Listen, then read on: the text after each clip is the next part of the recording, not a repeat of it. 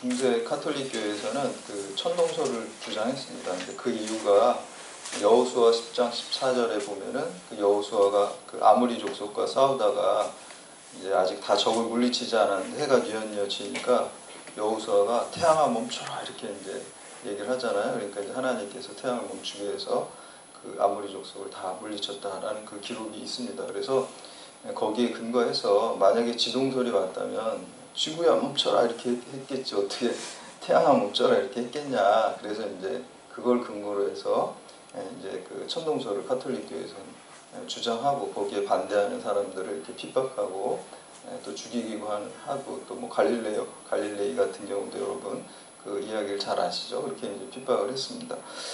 그런데 우리가 여기서 놓치는 게 뭐냐면 이렇게 성경 문자주의에 빠지게 되면 원래 그 메시지를 놓치고 엉뚱한 거를 이렇게 붙잡고 왜곡하게 된다라는 것입니다. 그래서 하나님께서 거기에서 말씀하시려고 하는 것은 하나님께서 해와 달과 다 다스리시고 통치하시는 하나님이시라는 것, 그리고 하나님의 초자연적인 은혜로 이스라엘 백성, 또 하나님의 백성이 승리할 수 있다는 그 메시지를 거기서 주는 거거든요.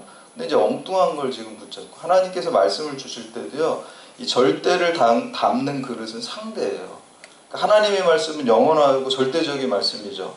근데 그게 우리 상대적인 인간, 또 상대적인 시대와 공간 안에 들어갈 때는 상대적인 모습으로 담기게 됩니다. 여러분 자녀 가르칠 때도 마찬가지잖아요. 여러분 뭐 진짜 뭐 유치원 다니는 아이들한테 뭐 대학생들 뭐 과학자들 가르치는 그런 과학을 가르치진 않잖아요. 그 단계에 맞춰서 눈높이에 맞춰서 거기에 맞는 교훈을 주지만 그 어법이나 또 용어 같은 경우는 좀 달라진다는 거예요, 여러분. 그래서 유치원 학생들 가르치는 거, 또 초등학생 중학생 가르치는 거, 대학생 가르치는 거, 교훈은 동일하지만 그걸 어법은 약간씩 달라질 수 있다라는 것이죠. 그래서 성경 말씀도 마찬가지입니다. 그 시대에 맞게 하나님께서 그 말씀을 주셨기 때문에 우리가 붙들어야 될 것은 문자주의가 아니라 하나님께서 여기서 주시는 메시지가 무엇인가, 그걸 붙잡아야 돼요. 그걸 붙잡지 못하면 오류에 빠지고 죽이게 되고, 그래서 그 모세를 통해서 하나님께서 그 이스라엘 백성에게 그 율법을 주시잖아요.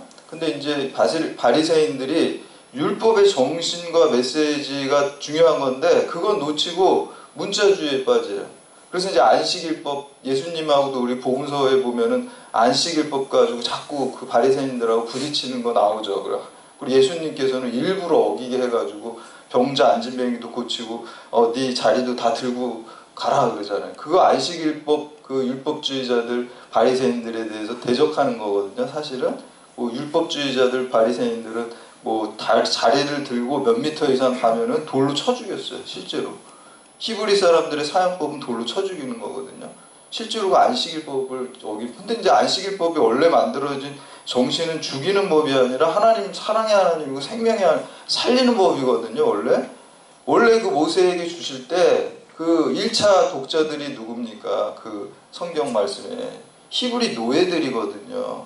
그 이집트에서 애굽에서 노예 생활하는 사람들은 쉬는 날이 없어요.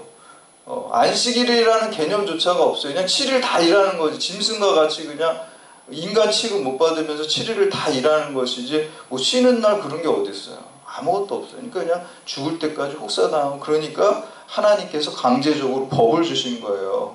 강제적으로.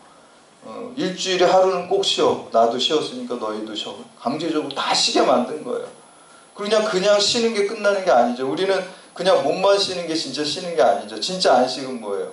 하나님께 예배하는 게 정말 쉼을 얻는 거잖아요. 그래서 안식일을 지키라는 거는 육체적인 노동을 하지 말고 정말 육체도 쉬면서 영원히 하나님을 예배하면서 참된 쉼을 얻으라고 이렇게 딱 정해놓은 거예요. 왜냐하면 그런 강제성이 없으면 사람들은 잘 안 지키거든요. 그러니까 이제 그 눈높이에 맞춰서 그 그룹을 지켜라 안식일 이렇게 이제 주신 건데, 거기다 대고 생명을 살리고 예배를 하고 영원히 참된 쉼을 얻으라고 준 율법과 안식일법인데, 그 바리새인들이 그 문자에 얽매여 가지고 뭐 요거 안 지키면 그냥 막 다 처벌하고 죽이고, 그러니까 사랑의 법, 살리는 법, 생명의 법이 죽이는 법이 돼버린. 거기다 막 조항까지 자기네들이 막 사족을 달아가지고 그 조항이 더 많아요.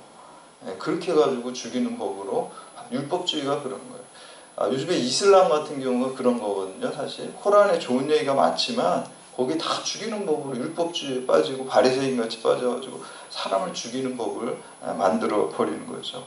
사도 바울이 고린도후서 3장 6절에서 이렇게 말합니다. 표준 세번역에 보면 하나님께서 우리에게 새 언약의 일꾼이 되는 자격을 주셨습니다. 이 새 언약은 문자로 된 것이 아니라 영으로 되는 것입니다. 문자는 사람을 죽이지만 영은 사람을 살립니다. 문자주의에 빠지면 사람을 죽인다는 거예요. 그렇지만 하나님의 영, 성령은 사람을 살리는 영입니다.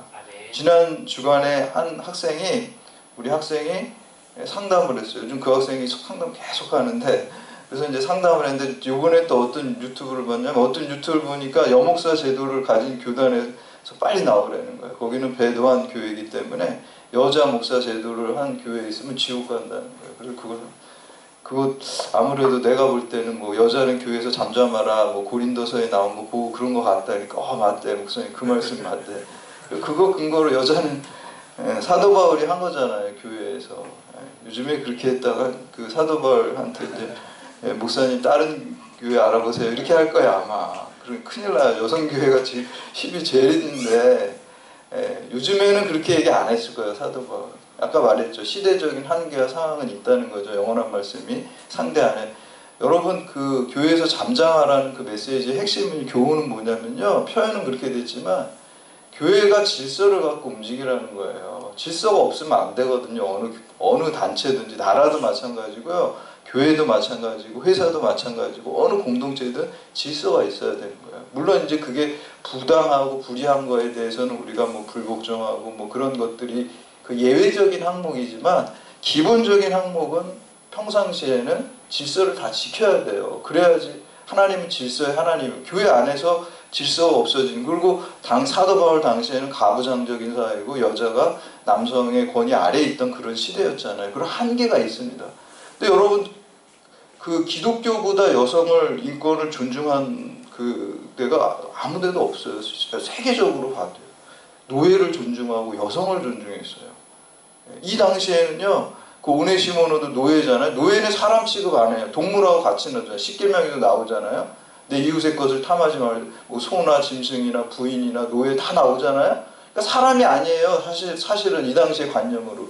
그런데 초대교회는 여성을 여제자로 세우고 또 여성을 통해서 일하고 굉장히 여성 인권이 그 당시에 통념으로는 받아들일 수 없을 정도로 인권을 많이 얘기해요. 근데 이제 여기서 교회에서 여자는 잠잠하라, 이거는 교회의 질서를 지키면서 교회가 나가요. 질서가 틀어지면 그 메시지를 준 건데 그거 하나 해가지고 어떤 그 유튜브에서 여자 목사 세운 데는 배도한 교회, 거기 그런 교회 다니면 지옥 간다 그랬다는 거죠. 그런 거 아니다. 그런 문자주의.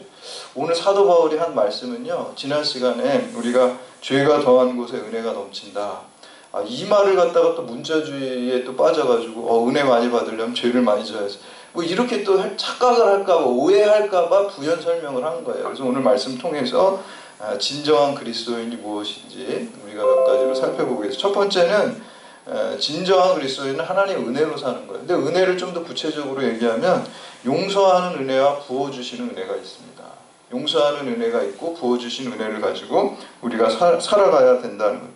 여러분 그 예수님께서 예화를 할 때 500데나리온 탕감받은 하고 또 50데나리온 탕감받은 두 종의 비유를 들면서 누가 더 감사하고 누가 더 주인을 사랑하겠냐고 얘기를 하잖아요. 많이 탕감받은 사람이 더 감사하고 더 사랑한다는 거예요.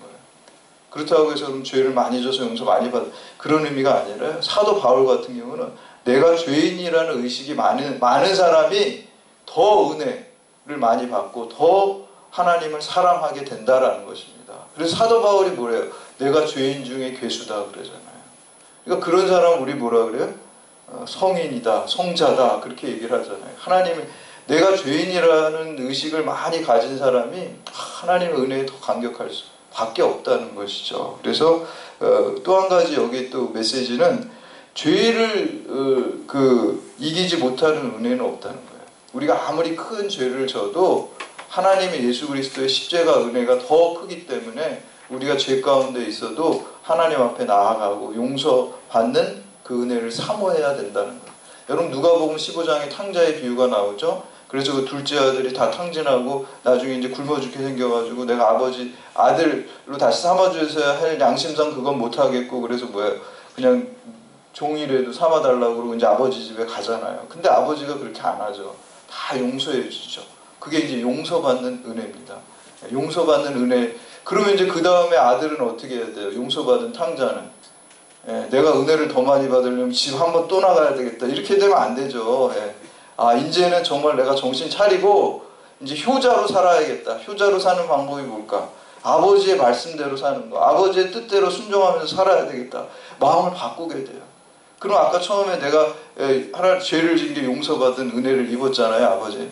그 다음에 아버지 말씀에 순종하며 효자로 살면 그 다음에 하나님께서 축복하시는 부어주시는 은혜가 또 있습니다. 그러니까 그 용서받는 은혜는 죄값을 치르는 거, 0 마이너스가 된 거잖아요. 죄값. 그러면 0으로 되돌리는 은혜고요. 우리가 하나님 말씀에 순종하고 효자로 살아갈 때 여러분도 다 효자로 살아가야 돼요. 하나님 말씀에 순종하면서 하나님 예배하면서 그 효자 지금 효도하는 거야. 이 시간에 여기 와가지고 예배드리면 하나님께 효도하는 거야. 그럼 여기 부어주신 은혜가 있다는 거예요.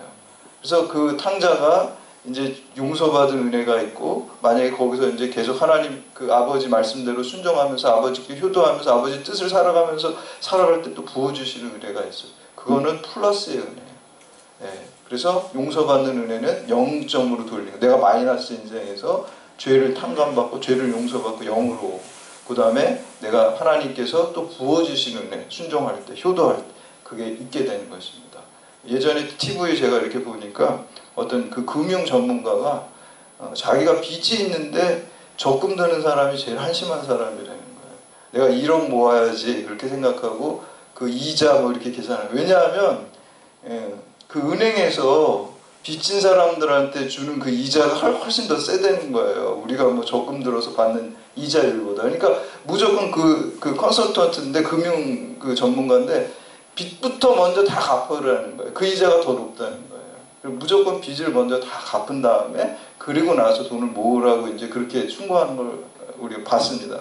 마찬가지로 우리가 하나님의 은혜 받는 것도 먼저 빚이 뭐예요? 죄의 빚을 예수 그리스도의 십자가 의대로 용서받는 은혜를 한 다음에 그 다음에 하나님 말씀 순종할 때 그리고 칭의와 이게 성화거든요. 성화의 삶을 살 때 축복이 더 임하게 되는 것입니다. 그래서 우리가 진정한 그리스도는 용서하는 은혜와 부어주시는 은혜. 다른 말로 좀 신학적인 용어로 하면은 칭의의 은혜와 또 성화의 은혜 속에 살아가는 것입니다. 두 번째 진정한 그리스도는 예수님과 연합된 존재로 살아가는 것입니다. 예수 그리스도와 함께 죽고 사는 것이 오늘 말씀해 보니까 세례에 대한 비유가 있죠. 원래 세례 우리가 여러분들 다 뭐 거의 다 세례 받으셨을 거예요. 근데 보통 이제 이렇게 세례를 물로 찍어서 약식으로 하지만 원래는 이제 침례라는 걸 해요. 그래서 물에 완전히 탁 머리까지 다 그 내 죄악된 내가 다 죽는 거예요.